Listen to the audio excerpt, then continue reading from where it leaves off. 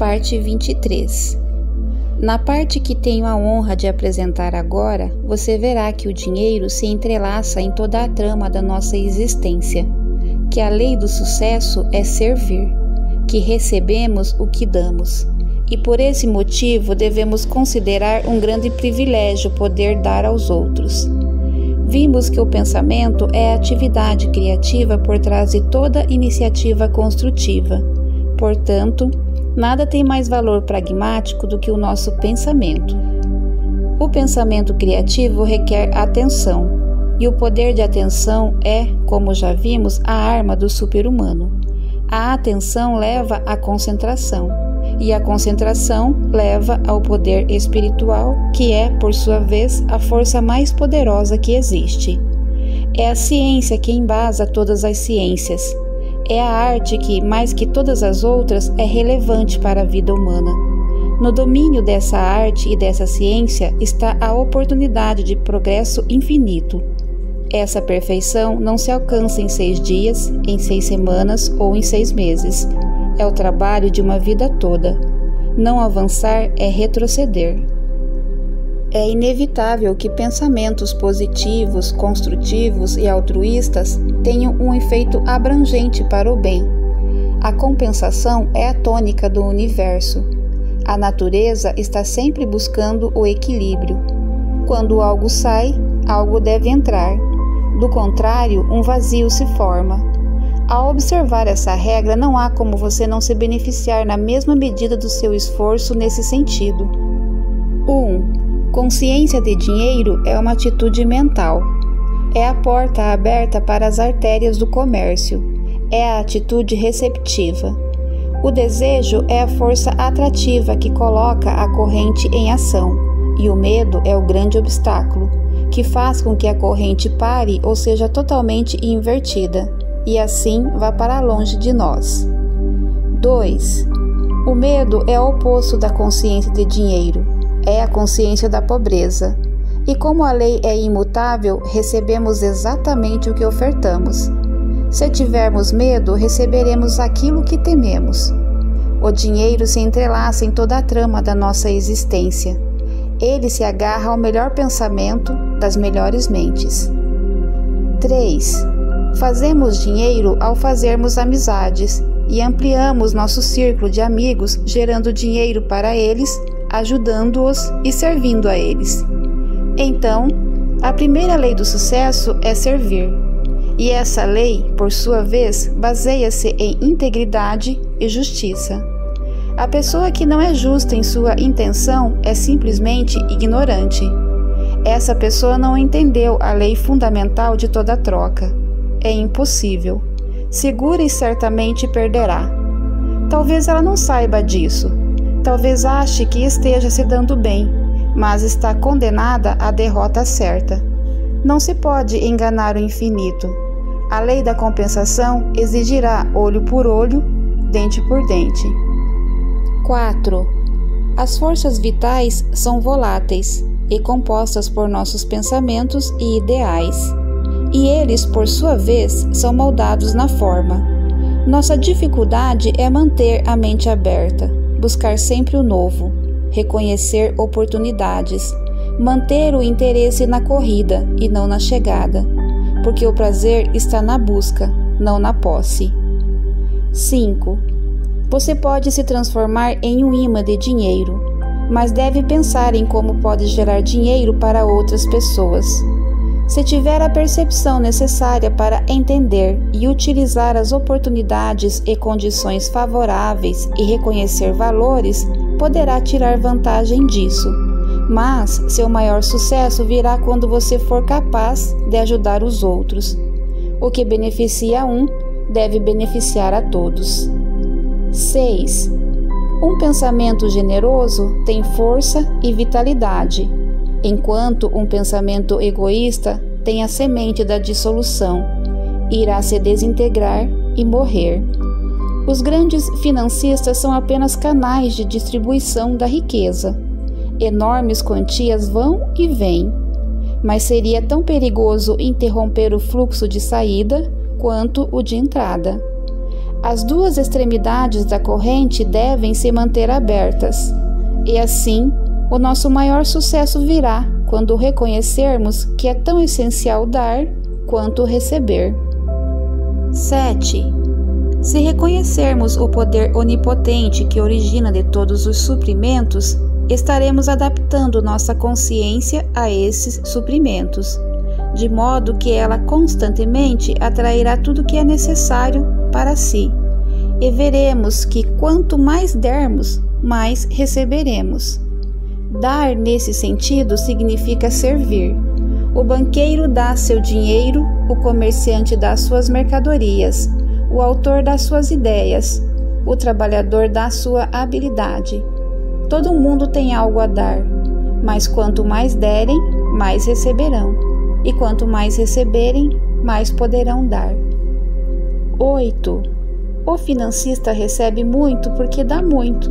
Ele pensa, ele raramente é uma pessoa que deixa que outros pensem por ele. Ele quer saber como pode garantir os resultados. Você deve mostrar a ele. Se for capaz de fazer isso, ele lhe fornecerá os meios para que centenas ou milhares de pessoas sejam beneficiadas. E na mesma proporção, quando elas forem bem-sucedidas, ele também o será. Morgan, Rockefeller, Carnegie e outros não enriqueceram porque perderam o dinheiro de outras pessoas. Pelo contrário, porque ganharam dinheiro para os outros é que eles se tornaram os homens mais ricos do planeta. 9. A pessoa comum é totalmente inocente e não tem pensamentos profundos. Ela aceita as ideias dos outros e as repete, exatamente como um papagaio. É fácil perceber isso quando entendemos o método usado para formar a opinião pública. E essa atitude dócil por parte da grande maioria, que parece totalmente disposta a deixar que algumas pessoas pensem por elas, é o que permite que uns poucos indivíduos em muitos países usurpem todas as formas de poder e mantenham milhões de pessoas em servidão. O pensamento criativo requer atenção. 10. O poder da atenção é chamado de concentração. Esse poder é guiado pela vontade. Por isso, não devemos nos concentrar ou pensar em qualquer coisa que não nos nossos desejos. Muitas pessoas se concentram constantemente em tristeza, perda e dissonância de qualquer tipo. No entanto, como o pensamento é criativo, ele necessariamente segue essa concentração, o que inevitavelmente leva a mais tristeza, mais perda e mais dissonância. Como pode ser de outro modo? Por outro lado, quando nos deparamos com sucesso, vitória ou qualquer outra condição desejável, naturalmente nos concentramos nos efeitos dessas coisas, e assim criamos mais delas, e assim por diante, porque mais leva a mais. 11. Como o entendimento desse princípio pode ser usado no mundo dos negócios, é bem explicado por um colega meu. 12. O espírito, independente do que possa ser ou não, deve ser considerado a essência da consciência, a substância da mente, a realidade que embasa o pensamento. E como todas as ideias são fases da atividade da consciência, mente ou pensamento, no espírito e apenas nele encontramos o fato definitivo, a coisa real ou a ideia. 13. Admitindo isso, não parece razoável sustentar que um verdadeiro entendimento do espírito e de suas leis de manifestação seria a coisa mais pragmática que uma pessoa pragmática poderia esperar encontrar? Não parece certo que, se as pessoas pragmáticas do mundo não pudessem deixar de perceber esse fato, elas sairiam no tapa para chegar onde poderiam alcançar esse conhecimento sobre as coisas e leis espirituais? Essas pessoas não são tolas, só precisam entender esse fato fundamental para ir na direção da essência de toda a realização. 14. Deixe-me dar um exemplo concreto. Conheço um sujeito em Chicago que sempre considerei totalmente materialista. Ele já havia tido muitos sucessos na vida e também muitos fracassos. Da última vez que conversamos, ele estava praticamente liquidado em comparação com a sua situação econômica anterior. Parecia que ele havia chegado ao fim da linha, porque já passava da meia-idade e agora as boas ideias lhe ocorriam mais devagar e raramente que antes. 15. Em suma, o que ele me disse foi: sei que todas as coisas que funcionam nos negócios são resultado do pensamento. Qualquer idiota sabe disso. No momento, não estou conseguindo ter nenhum pensamento e nenhuma boa ideia. Mas, se esse ensinamento de a mente é tudo estiver certo, um indivíduo deve ser capaz de estabelecer uma conexão direta com a mente infinita. E na mente infinita deve haver a possibilidade de existência de todo tipo de boas ideias, que uma pessoa com a minha coragem e experiência seria capaz de colocar em prática no mundo dos negócios e transformar em um grande sucesso. Para mim, parece bom. Vou dar uma olhada nisso. 16. Isso foi há muitos anos. Outro dia, ouvi falar desse homem outra vez. Conversando com um amigo, eu disse: o que aconteceu com o nosso velho amigo X? Conseguiu se recompor? Meu amigo olhou surpreso para mim. Ah, ele disse, não soube do sucesso do X? Ele é o bambambam da Y, citando uma empresa que alcançou um enorme sucesso nos últimos 18 meses e que agora, graças aos seus anúncios, é bem conhecida de um extremo ao outro do país e também no exterior. Ele é o cara que teve a grande ideia para a empresa.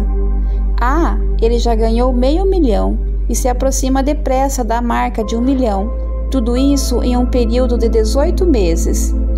Eu não havia feito a ligação desse sujeito com a empresa mencionada, embora soubesse do incrível sucesso da companhia em questão. Uma pesquisa mostrou que a história era verdadeira e que os fatos apresentados acima não são nem um pouco exagerados. 17. Então, o que você acha disso? Para mim, significa que aquele homem de fato estabeleceu uma conexão direta com a mente infinita, espírito, e assim fez com que trabalhasse para ele. Ele a usou em seu negócio. 18. Soa como sacrilégio ou blasfêmia? Espero que não, pois essa não é minha intenção. Tire a implicação de personalidade ou natureza humana ampliada da ideia de um infinito, e você terá a noção de um poder, presença infinito, a quintessência do que é consciência. Na verdade, espírito, afinal. Como esse homem também por fim deve ser considerado uma manifestação do espírito, não há nada de sacrilégio na ideia de que ele, sendo espírito, deva se harmonizar com essa origem e fonte para que possa manifestar em menor grau esse poder. Todos nós fazemos isso, mais ou menos, quando usamos nossa mente na direção do pensamento criativo. Esse homem fez mais. Ele fez tal coisa de maneira extremamente pragmática. 19.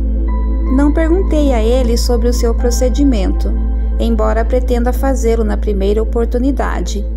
Mas ele não só retirou dos suprimentos infinitos as ideias de que precisava e que foram a semente de seu sucesso, como também usou o poder criativo do pensamento para construir para si um padrão idealista, que ele esperava que se manifestasse na forma material, acrescentando, alterando e melhorando os detalhes desse padrão de tempos em tempos, indo do esboço geral para os detalhes de acabamento. Considero que esses sejam os fatos do caso, não apenas a minha lembrança da conversa que tivemos alguns anos antes, mas também porque descobri que a mesma coisa aconteceu nos casos de outras pessoas proeminentes que tiveram manifestação semelhante do pensamento criativo. 20. Aqueles que talvez evitem essa ideia de utilizar o poder infinito como auxílio em seu trabalho no mundo material, devem se lembrar de que se o infinito fosse contra tal procedimento, nada teria acontecido. O infinito é capaz de cuidar de si mesmo. 21. A espiritualidade é bastante pragmática, muito pragmática, extremamente pragmática. Disse que o espírito é a coisa real, a coisa toda, e que a matéria não passa de material plástico que o espírito usa para criar, moldar, manipular e construir segundo a sua vontade. A espiritualidade é a coisa mais pragmática do mundo, a única coisa real e absolutamente pragmática que existe. 22. Esta semana, concentre-se no fato de que o homem não é um corpo com espírito, mas um espírito com um corpo, e que é por isso que seus desejos são impossíveis de serem permanentemente atendidos em qualquer coisa que não seja espiritual. Portanto, o dinheiro não tem valor, exceto se gerar as condições que desejamos, e essas condições são necessariamente harmoniosas. Condições harmoniosas requerem suprimentos suficientes. Então, se parece haver alguma insuficiência, devemos perceber que a ideia ou alma do dinheiro é servir. E conforme esse pensamento tomar forma, canais de recursos se abrirão, e você terá a satisfação de saber que os métodos espirituais são totalmente pragmáticos.